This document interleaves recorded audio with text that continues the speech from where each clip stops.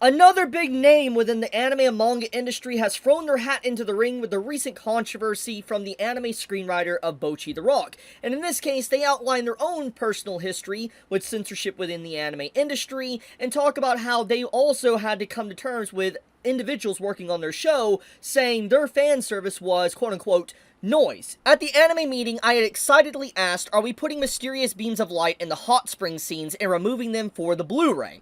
But the producer, with a serious expression, said, Sensei, we need to have an important talk. And went on and earnestly explained, no matter how great Hanana's story is, adding Eros would just be noise. Was an utterly reasonable decision, and I was the only one with ulterior motives, wasn't I?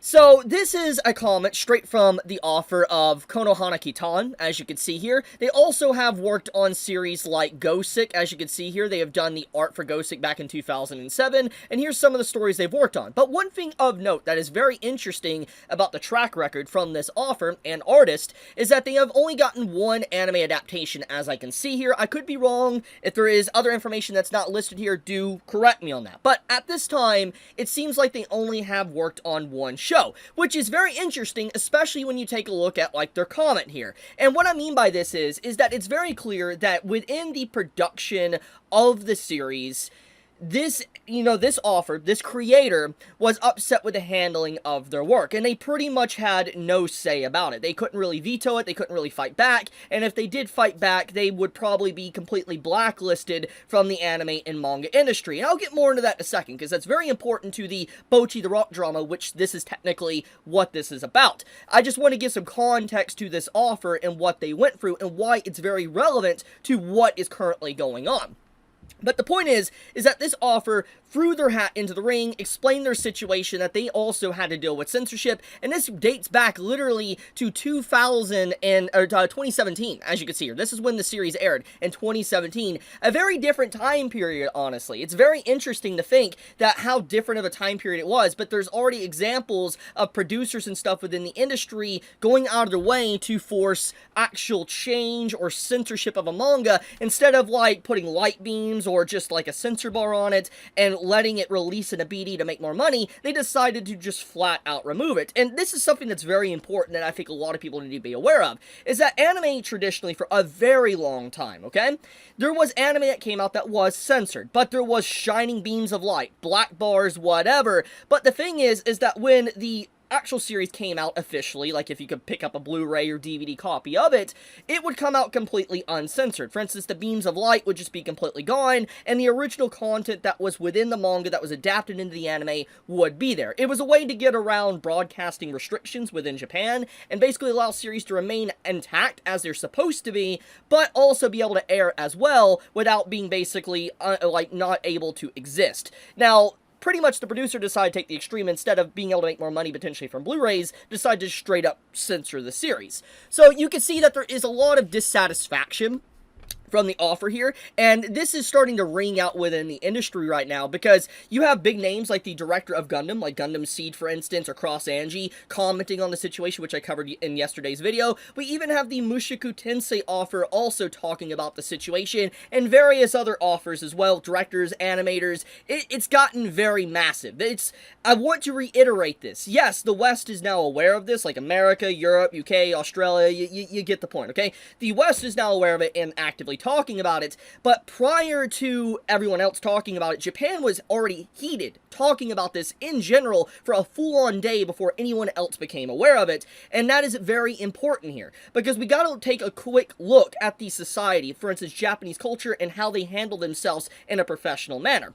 So let's segue into the Bocchi stuff. So first off, we need to comment about the psyop that's going on right now on social media, through Reddit, on Twitter, as you can see here, and other various parts of the internet right now, talking about the situation with Bocchi the Rock. And basically, there is individuals pulling up these old screenshots from the author/artist of Bocchi the Rock, praising the anime adaptation. Now, I want to make sure I outline the timeline here for everybody is aware of what's going on, okay?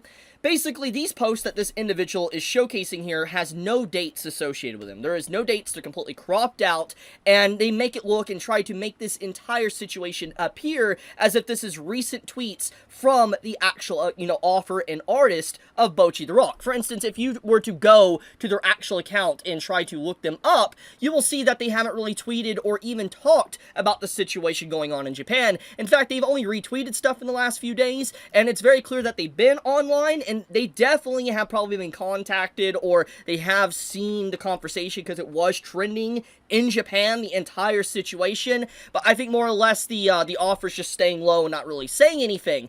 But the point here is that people right now are using these old tweets and messages from 2022, by the way, when Bocchi the Rock first came out, as a reason to, like, why it's okay to censor things. Now, I want to make sure I clarify this, okay, before words get twisted. When the series came out, yes, the author did say she loved the anime. And to be fair, the anime was very popular, and I think everybody can collectively agree with that. I don't think anyone at this point in time is upset with the author or the artist, or really even hates the Bocchi story, or hell, even the anime, honestly. People are more disappointed that someone got onto the actual production of the series and used the series as a vessel to push an agenda or narrative or censor it because she wanted her kid to be able to watch it, even though the series is not meant for kids, and it also aired at midnight in Japan. It's a clear issue, and a lot of Japanese otaku are extremely upset about that.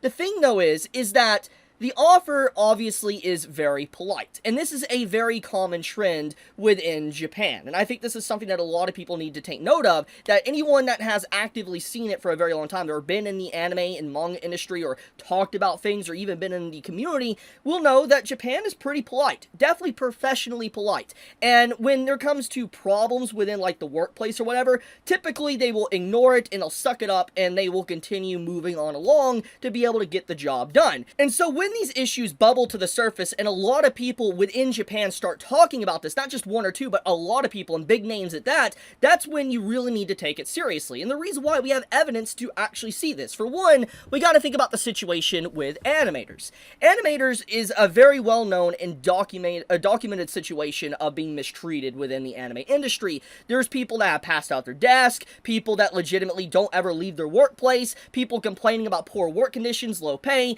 There is a long list of just a constant articles and conversations about this topic. And typically when this stuff does come out, it's because the situation within the workplace or whatever has become so dire, so extreme, that they literally feel like there's nothing they can do, and they need to say something, they need to vent, which says a lot. And so when you have situations where normally a very polite culture, polite people actually speak out to such a degree, you really should notice and pay attention to that, especially when you have big names like the Mushoku Tensei Author, the author of Konohana, to, the Gundam, director, and like I said, other people associated within the actual industry. So, that is the point I'm trying to get. Trying to lowball it and act like it's a non-issue is extremely disrespectful. Now, this also, I need to get back into what the Bocchi author said. First off, yes, the Bocchi author did talk about the series in a positive way. And as I've already kind of built up to this point, at that time when the series was being made, it's clear that the author would never outright be negative towards the production of the series. Even if they outright hated it, they probably couldn't. I mean, there's contracts, there's deals, there's also the whole aspect of blacklisting. For those that don't know, if you were to theoretically talk about something or a company pretty negatively, they'll probably blacklist you, where you will never be able to work with them ever again. And this could have a systematic trickle-down effect to where it won't just affect maybe that certain company or animation studio or whatever, it can eventually start affecting the Bocchi the Rock's manga studio. Like, for instance, the actual publishing company that she gives her manga over to, it could cause actual issues. So a lot of authors as well will suck it up and deal with their work being adapted and butchered because they want to continue to have more work. However, they might be a little bit more skeptical or refrain from potentially doing more adaptations in the future because of how they were treated in the past.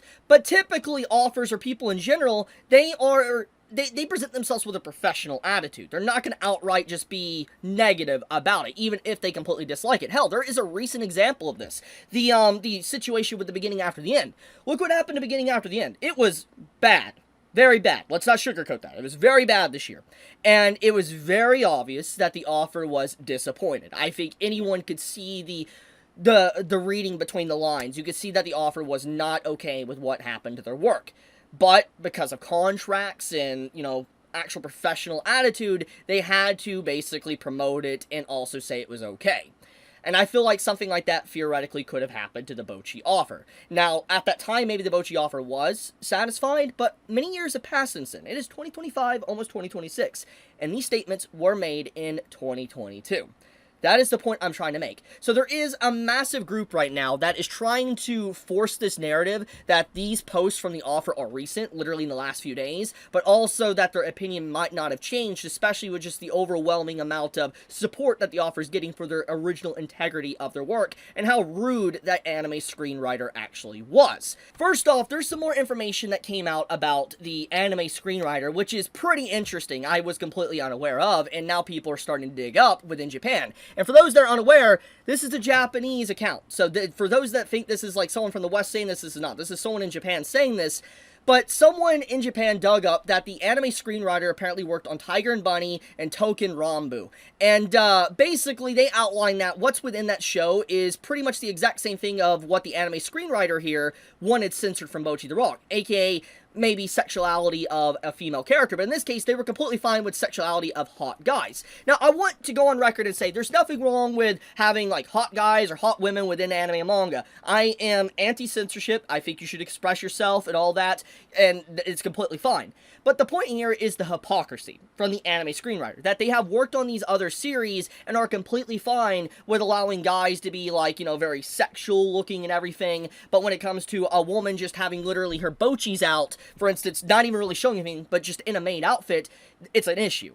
So that's the problem here, that there is actually now accounts finding out about this and calling her out for the sheer hypocrisy, and as I already said in yesterday's video, it's very clear that this individual is an activist. It's very obvious. If you read the interview, you can see it for yourself. She literally had pretty much actual bochis removed because she felt they were unrealistic and they shook too much, and she wanted her kid to be able to watch it when it was not a show meant for kids. It's a seinen, and for those that don't know, seinen are for young adults and adults, okay? It's not meant for kids. Seinen are for adults. And the fact that she went out of her way to censor a work, that was her idea just for her kid can watch it, and especially when the anime was airing at midnight in Japan, by the way, because no 4-year-old, by the way, her kid's 4, no 4-year-old should be watching that. But also, we got to put this in perspective, too. The kid could have been even younger at the time. So why is the kid even watching Bocchi?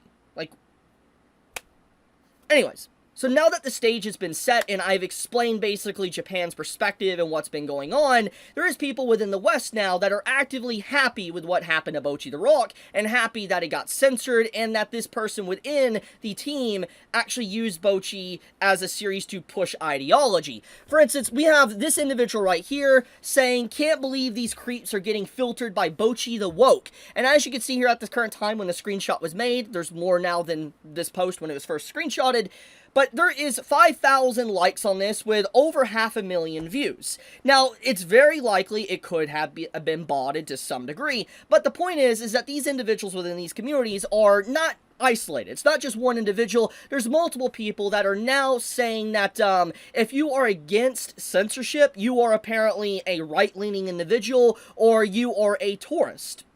Very, very strange behavior, and I want to point out the likes and stuff and all that. It's very clear that there's people trying to push this narrative that it's people in the West only upset when it's Japan as well, and if they are applying this to Japan too, these individuals that are not even Japanese citizens are saying that Japanese otaku, technically, that anime is technically catered for, they are tourists. They are right-leaning. Pretty much all Japanese otaku are right-leaning. The director of Gundam SEED's right-leaning. The actual writer of, the series here, for instance, Konohana is right-leaning. Or, they are an individual that's a tourist. It's like you're calling authors, directors, and everything tourist. That's extremely disrespectful. This is an example of an individual that has no regard for the industry or manga and anime. They are individuals that have latched onto it because it's popular and they want to push a certain narrative. It's pretty freaking gross. That's all I'm gonna say. Now, with all of that being said, the last thing I'll add on here is that until Bocchi the Rock's official author and artist makes a comment, we are left up in the air on what they truly feel. But it's clear they've been on. And the fact that they haven't made any statement to condemn what was said, I think says a lot. And I do think because of the overwhelming amount of support that the author has gotten, says a lot as well. I think that they might be on the side, they just don't know what to say. I also want to add another detail here, that the author of Bocchi the Rock, for those that are completely unaware, she is a lolicon. Yeah, a lot of people don't know that, apparently, but she is also someone that actively has retweeted and liked lolly content. Nothing wrong with that. You can find it weird or whatever if you want to find it weird. The point is that she does do that, and she is someone that likes, you know, art to be free and not censored. I mean, she literally draws Bocchi with giant opie. So the point is that she is someone that actively is fine with multiple body types for a female, and especially with an art. And the fact that you have these people happy that, you know, her art was censored is kind of messed up. Extremely messed up. But I'll leave it at that. If you enjoy my content, please subscribe, leave a like, leave a comment, helps with the algorithm. Chibi out.